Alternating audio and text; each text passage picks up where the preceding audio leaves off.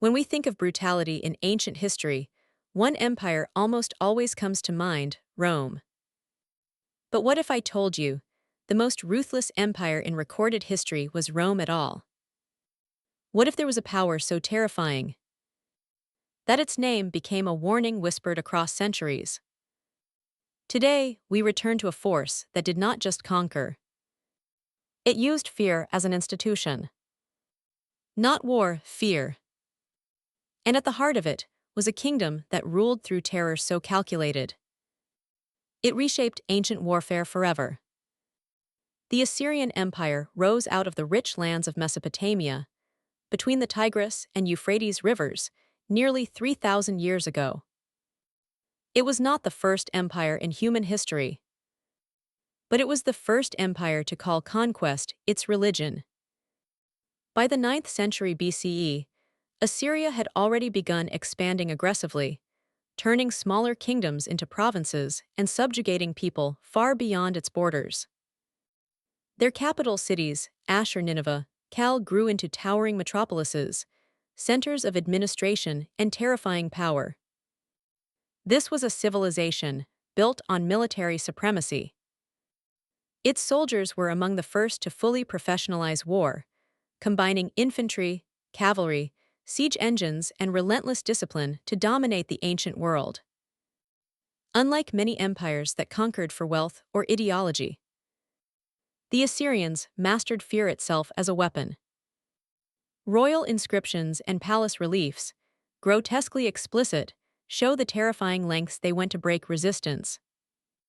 These records don't just recount battles. They advertise cruelty, scenes of prisoners bound, demeaned, and displayed, not just defeated, but obliterated from memory. Assyrian kings boasted of impaling enemies, burning cities, and deporting entire populations, acts intended to make one message clear: resist Assyria, and you become an example. One of the most vivid examples of Assyrian brutality comes from the siege of Lachish in 701 BCE. King Sennacherib, one of Assyria's most infamous rulers, laid siege to this fortified city in Judah.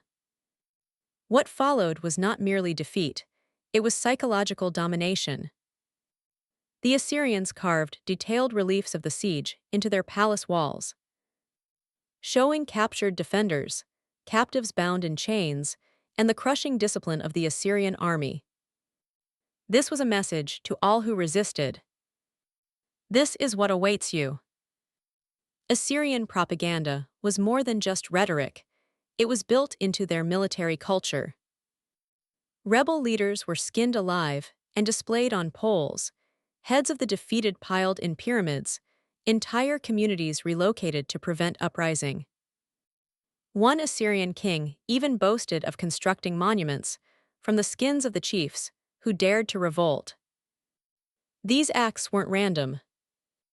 They were systematic, recorded in inscriptions with shocking candor, and intended to terrorize both enemies and subject peoples alike. It wasn't only warriors who felt the sting of Assyria's wrath. When cities fell, entire populations often faced mass deportation, forced relocation, or complete annihilation.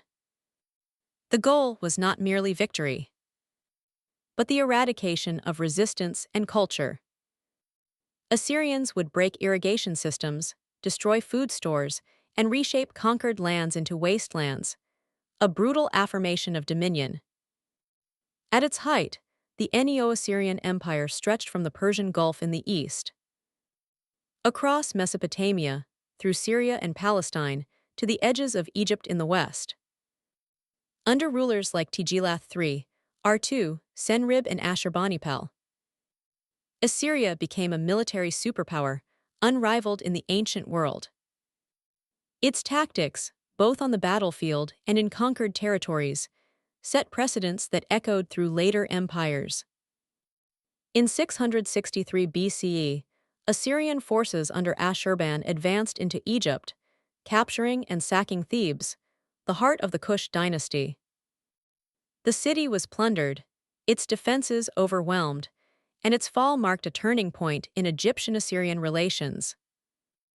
These campaigns showed that even the ancient world's oldest civilizations were no match for Assyria's military machine. Much of what we know about Assyria's brutality comes from Assyrian inscriptions themselves, not just enemy accounts. These carvings were propaganda, meant to spread fear and encourage obedience.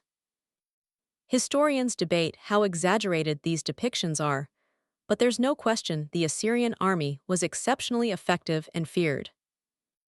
Today, museum exhibits in London, Paris, and Baghdad display these reliefs, stone-etched reminders of an empire that ruled with terror and griped the ancient world. No empire lasts forever. In the early 7th century BCE, Assyria's enemies, Babylonians, Medes, and others, united and besieged its capital, Nineveh. The city fell in 612 BCE after a brutal siege. When the walls were breached, the defenders were slaughtered, monuments defaced, and Nineveh was burned to the ground. Assyria, once feared across nations, vanished in fire and ruin.